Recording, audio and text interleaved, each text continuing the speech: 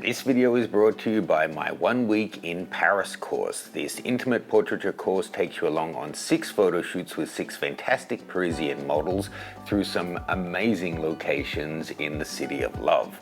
You can check it out, full details in the description below. Surprise folks, Sony have just updated their RX1R range of compact cameras that started out as cyber shots. This, I don't know if there was a rumor out there, I don't follow the rumors, but I didn't know it was coming, but I know a lot of people have been requesting it. It's almost 10 years since the last iteration came out, so we should be able to expect some big improvements. Today I'm going to talk it through, but I do have some serious questions about who this is aimed at and its positioning versus the Leica Q. If you're a Sony shooter, check out my expert setup guide. It takes you through the entire alpha range of cameras, showing you how to get the most out of them for your style of shooting. So, they're really coming after Leica. I'm just going to cut to the biggest update on this camera. It's not the sensor, it's not the lens, it's not the video specs, it's the price. This guy is now coming in at $5,100 for a fixed lens Sony compact camera. Whilst the Leica has ratcheted up in years, the Leica Q series has gone from being something like $4,250, it's now like $6,700.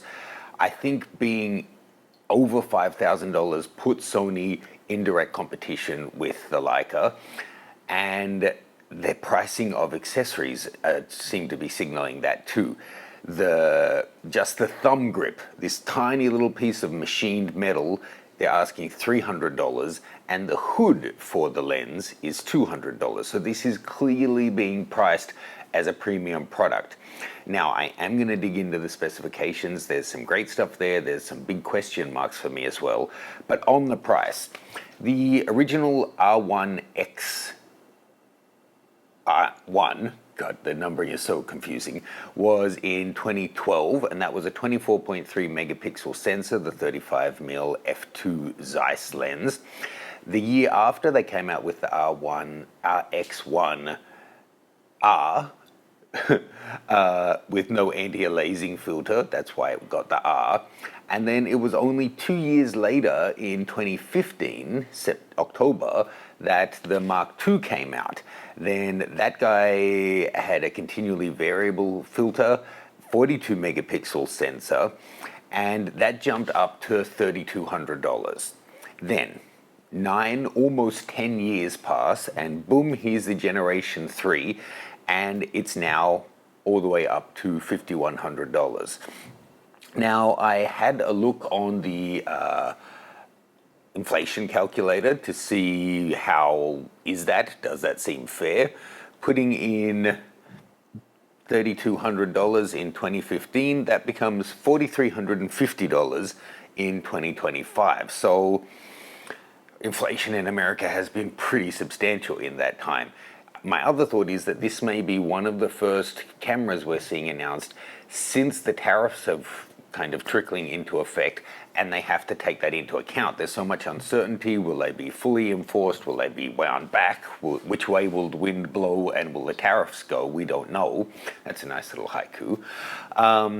But other cameras that were released before that have been forced to adjust their price, but maybe absorb some of it. Here they had to build in that because they don't want to be then changing the pricing after.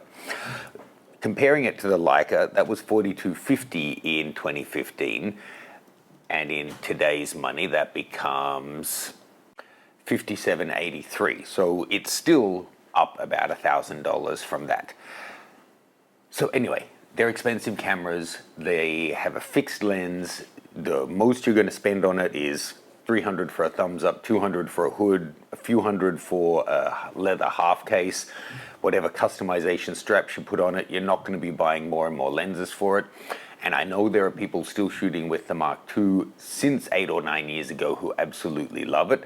So as a long-term purchase, it may be great value for people, but I don't know, when you've just had things like the BF come out at such a competitive price that are stylish, that are compact, that do have great interfaces, it's an interesting landscape they're coming into, let's put it that way. The biggest thing for me, well, let's just run through it. So it's stepping up to their 61 megapixel sensor, which is shared by the A7R5 and the ACR. Great sensor. It's also getting the AI processing. It's getting the autofocus from that, the number of points and the technology coming from there. So having not touched it, I would expect the autofocus is going to be outstanding and as good as pretty much anything on the market, assuming all of that has been able to be fully implemented in such a small body. That should be amazing. My question, I'm going to circle back to this though, is that's kind of, for me, the big showstopper in terms of the technology in this. And given the limitations of this camera and how it's going to be used, is having the world's best autofocus a big deal? If you're going to be using this as an everyday camera for travel or doing street photography, that kind of thing, does that matter?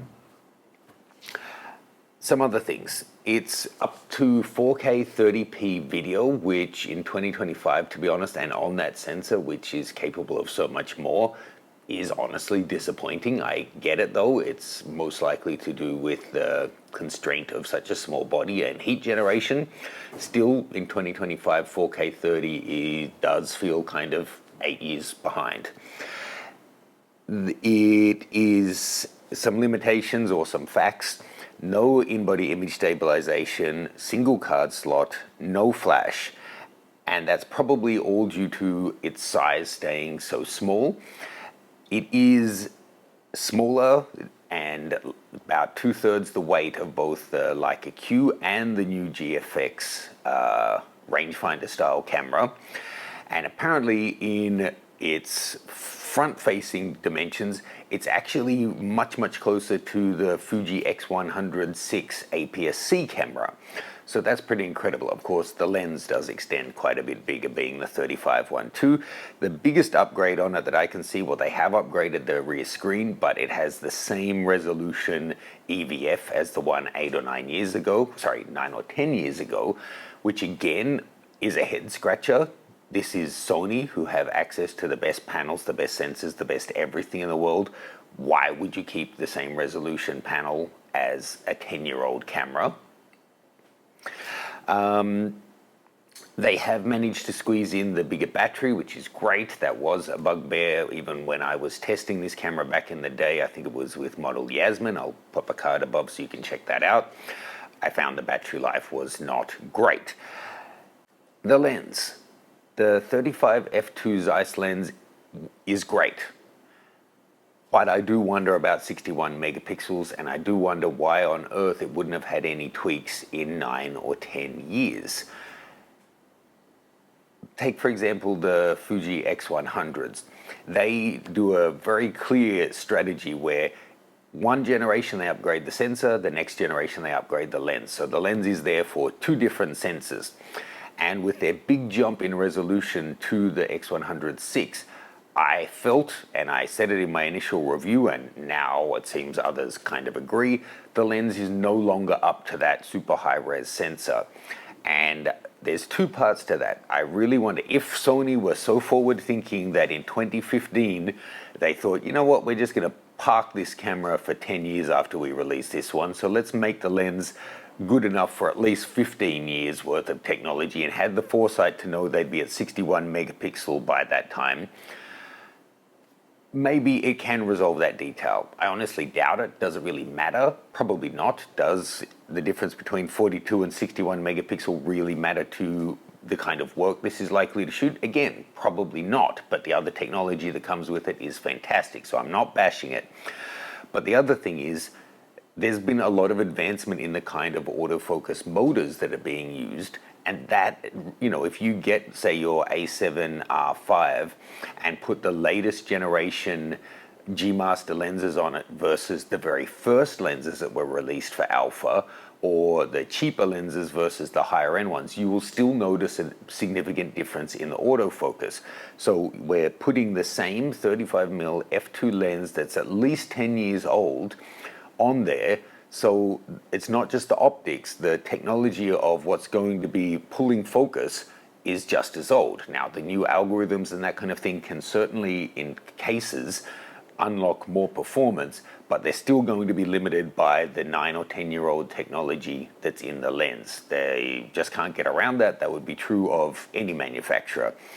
So given that, who is this camera for? Is it for you? And given the kind of shooting it's going to be most likely used for, is the autofocus and higher resolution and then battery life being the main upgrades? Does that really make sense? Or would putting in more manual shooting aids, or trying to get some form of IBIS in there, or one that would be big for me, this has a fully fixed EVF and a fully fixed screen, so no waist level shooting on this guy or high angle shooting. You basically need to have it up to your eye, which I prefer than the system of, say, the Sigma BF, where there's only a rear screen and no EVF. But having a screen that tilts up, I think Leica owners are finding on their Qs, it's actually really, really helpful. Even more helpful if it will tilt down as well. But having fully fixed, if you're trying to get interesting compositions, to me is a real bummer. So I think out of all of that, if it could have had any other upgrades, I would have liked to have seen some modernization of the lens, even if it was just improving the mechanicals of the focus, if not the optics themselves.